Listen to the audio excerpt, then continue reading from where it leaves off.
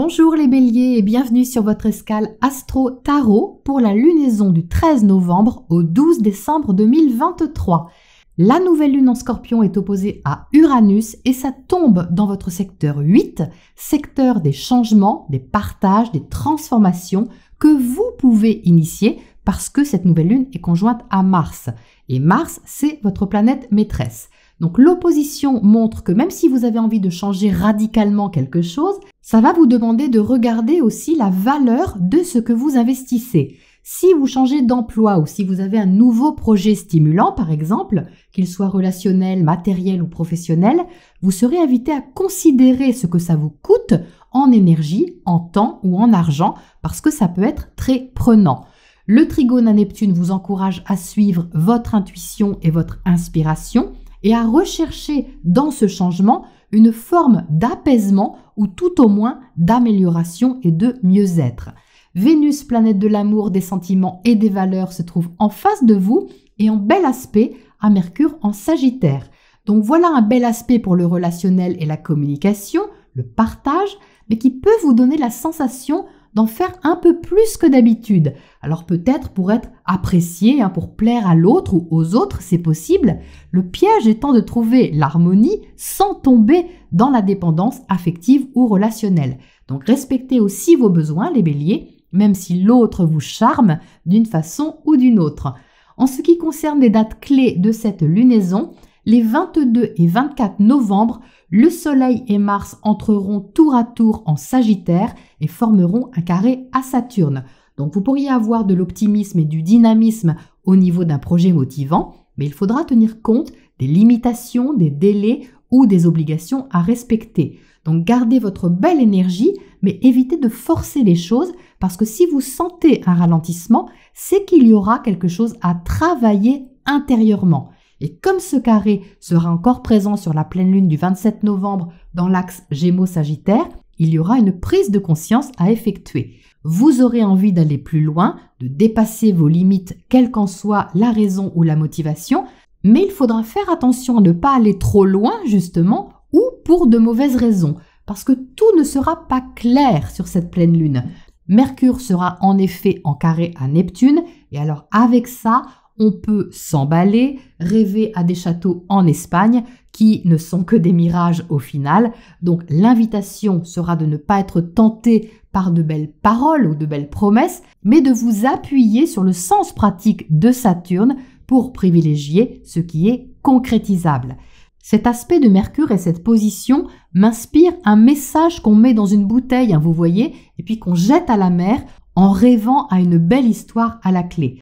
Donc pour bien vivre cette énergie, n'attendez pas de miracle de la part des autres et évitez les projections utopistes, en tout cas autour de cette date. Vous y verrez plus clair début décembre, du 1er au 4 décembre, Mercure alors en Capricorne formera un sextile à Saturne. Donc voilà un raisonnement posé et réaliste qui vous aidera à prendre des décisions sages. Même si ça implique un changement affectif ou financier un peu délicat, vous aurez de quoi mieux gérer la situation. Le 5 décembre, Vénus entrera en Scorpion et elle sera en trigone à Saturne, ce qui intensifiera un investissement relationnel, mais de façon réaliste et avec plus de recul. Certainement parce que vous aurez compris quelque chose ou vous aurez tiré un bilan réaliste de la situation. Enfin, du 8 au 10 décembre, Vénus s'opposera à Jupiter rétro et Mercure sera en trigone à Jupiter rétro. Donc voilà une période où vous pourrez voir plus franchement dans quoi vous voulez vous engager, comment vous voulez le faire et ce sera concret. Donc c'est une lunaison certes motivante pour vous les béliers, avec une invitation à ne pas vous emballer trop généreusement pour prendre le temps de vous adapter à ce qui évolue. Parce que oui, ça va évoluer. Au niveau des cartes qui sont sorties pour vous, alors j'avais prévu de tirer 3 cartes, mais la dernière a sauté avec une autre et je pense que ça a son importance dans le message que j'ai à vous transmettre. Donc c'est pour ça que vous en avez 4. Alors vous entrez avec le 5 de bâton. Donc les bâtons ne sont pas vraiment un problème pour vous parce que c'est votre énergie de base, les bâtons étant des énergies de feu. Mais avec le 5, c'est à canaliser parce qu'il y a une perturbation, un changement. Alors c'est certainement stimulant, mais ça peut vous mettre en conflit, je dirais, avec vous-même. Le fait que ça sorte en première position me fait ressentir que cette énergie n'est pas forcément dirigée vers quelqu'un, même si l'autre peut être un prétexte à cette extériorisation ou ce besoin d'évolution, quel qu'il soit.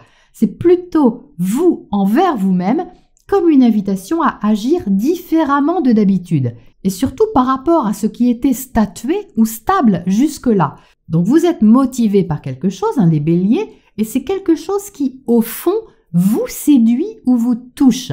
Vous avez l'as de coupe au centre, et ça montre un plaisir nouveau ou une façon d'exprimer vos émotions, vos sentiments ou votre inspiration de façon nouvelle. Alors certainement que vous ne voulez pas laisser échapper l'occasion de nourrir cet espace-là qui est à accueillir, parce que les coupes, ce sont des émotions et avec l'as, on accueille quelque chose qui est nouveau, qui émerge. Donc ça peut être affectif, ça peut être créatif ou relationnel, mais en tout cas c'est quelque chose qui est agréable, qui est charmant et qui est nouveau, et c'est pour ça peut-être que ça peut vous bousculer à plusieurs niveaux. Donc soit ça peut vous bousculer au niveau de vos habitudes, tout simplement, de la gestion de votre quotidien, de votre travail et de la stabilité que vous aviez sous une certaine forme. Soit ça peut vous bousculer au niveau de ce que ça éveille en vous, comme combativité, comme énergie et comme remise en question. Parce que c'est un peu l'énergie du 5 de bâton en arrière-plan. Disons que pour aller vers une évolution, il y a déstabilisation et donc remise en question d'une façon de faire. Et alors, ce qui est intéressant au niveau de la suite, c'est que j'ai sorti le 2 de bâton et le 8 de coupe était donc collé avec. Donc, de quoi est-il question avec ces deux cartes? Eh bien, de ne pas retomber dans un fonctionnement relationnel, émotionnel ou affectif passé. Avec le 8 de coupe, il est temps de laisser derrière vous ce qui ne vous a pas nourri ou ce qui ne vous nourrit plus sans tomber ou retomber dans une envie de faire pour plaire, comme je le disais tout de suite. Alors oui, le 8 de coupe vise un idéal. Oui, vous avez le droit au meilleur et à quelque chose qui vous comble, peu importe ce que c'est. Mais avec le 2 de bâton, il est question justement d'indépendance, d'interaction, d'échange, mais pas de fusion idéaliste. Donc on a bien ici la confirmation d'une direction inspirée et certainement confiante, avec le conseil de respecter votre individualité et votre besoin d'indépendance, pour ne pas vous laisser trop influencer par vos émotions. Enfin surtout telles que vous les avez explorées jusque-là. Alors même si au départ ça génère un conflit intérieur, c'est quand même relativement inspirant comme tirage, avec quelque chose qui se dénoue, qui demande à se dénouer pour faire aussi la part des choses. Donc ne vous brusquez pas les béliers parce que ça va se dégager au fil de la lunaison et se fluidifier sur ce que vous voulez vraiment ouvrir en vous comme espace et surtout partager. Donc avec motivation, oui, mais sans forcer. Je vous souhaite une belle lunaison les béliers.